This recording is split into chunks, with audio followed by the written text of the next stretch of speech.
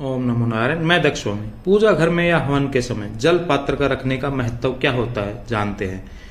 पूजा घर में पानी अवश्य रखना चाहिए। जहां पूजा घर में पूजन सामग्री के अलावा शंख, गरुड़ घंटी, कोडी, चंदन बट्टी, तांबे का सिक्का, आचमन पात्री, गंगा जल और पानी का लोटा भी रखा जाता है। परंतु पूजा घर में यह पानी क्यों रखा जाता है जानते हैं। मंदिर की पवित्रता। प्रतिदिन हम पूजा से पूर्व हम जल से भगवान को स्नान कराने के बाद उस स्थान पर जल छिड़ककर उसे पवित्र करते हैं। इसलिए जल की आवश्यकता हेतु एक लोटे में पानी रखा जाता है। वरुण देव की स्थापना। जिस तरह गरुड़ देव की स्थापना गरुड़ घंटी के रूप में की जाती है, उसी प्रकार वरुण देव की स्थापना जल के रूप में की जाती है। ऐसा करने का कारण यह है कि जल की पूजा वरुण देव के रूप में होती है और वही दुनिया की रक्षा करते हैं। तुलसी जल। पूजा घर में रखे जल में तुलसी के कुछ पत्ते डालकर रखे जाते हैं, जिसके चलते वह जल शुद्ध और पवित्र होने के साथ ही आचमन योग बन जाता है।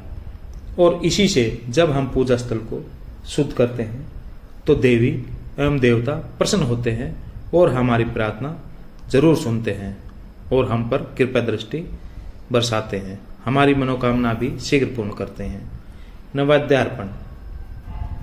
हम प्रतिदिन पूजा के बाद भगवान को प्रसाद अर्पण करते हैं, जिसे नैवेद्य कहते हैं। नैवेद्य में मिठास या मधुरता होती है। मनुष्य के जीवन में मिठास और मधुरता होना बहुत जरूरी है। देवी और देवता को नैवेद्य लगाते रहने से आपके जीवन में मधुरता, सौम्यता और सरलता बनी रहती है। फल, मिठाई, मेवे और पंचामृत के साथ नैवेद्य चढ़ाया जाता है।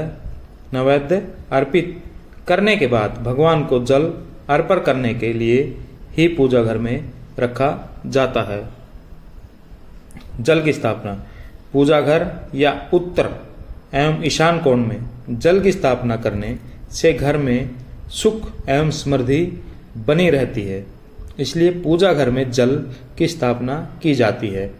पूजा के स्थान पर तांबे के बर्तन में जल रखते हैं तो यह बहुत ही शुभ माना जाता है, अथवा आप मिट्टी के कलश में भी जल भरकर रख सकते हैं। वास्तु के अनुसार मंदिर में जल रखने से घर में सकारात्मक ऊर्जा का संचार होता है। आरती के समय जल। जब हम आरती करते हैं तो उसके बाद आरती की थाली पर थोड़ा सा जल लगाकर आरती को ठंडा किया जाता है। इसके बाद चारों दिशाओं में और सभी व्यक्तियों पर जल छिड़का जाता है। इसके बाद सभी को चरणामृत प्रसाद के रूप में देते हैं। इसलिए भी जल को पूजा घर में रखा जाता है। हवन के समय उसमें थोड़ी राख मिलाकर पूरे घर में छिड़काव किया जाता है, जिससे घर की शुद्धि हो सके। वास्तुशास्त्र के अनुसार जल का स्थान हमेशा ईशान कोण में होता है। हम नारायण भगवान से प्रार्थना करते हैं कि वे आपकी मनोकामना शीघ्र पूर्ण करें और आप पर अपनी कृपा दृष्टि सदैव बनाकर रखें।